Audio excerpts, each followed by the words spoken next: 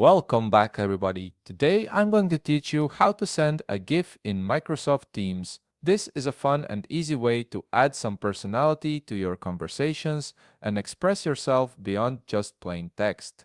First things first, let's navigate to where you'll be sending your message. On the left side of your Teams window, you'll see a navigation panel with several options. Click on Chat to open up your messaging area. This is where all your one-on-one and group conversations live.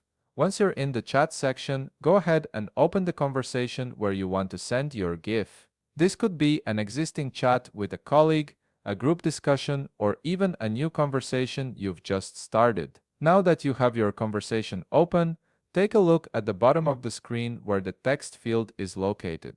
This is where you normally type your messages. Right near this text field, you'll notice several icons that give you different options for enhancing your messages. Look for the emoji icon, which usually looks like a smiley face. Click on this icon to open up a menu of expressive options. After clicking the emoji icon, a panel will appear with multiple tabs at the top. You're looking for the GIFs tab, so go ahead and click on it. This tab is your gateway to thousands of animated GIFs that can help you communicate emotions, reactions, or just add some fun to your message. The interface is pretty user-friendly and designed to help you find exactly what you need quickly. Once you're in the GIFs section, you'll see that Microsoft Teams organizes GIFs into different categories to make browsing easier. You can scroll through these categories to explore what's available, whether you're looking for something funny, celebratory, or just a simple reaction. If you have something specific in mind,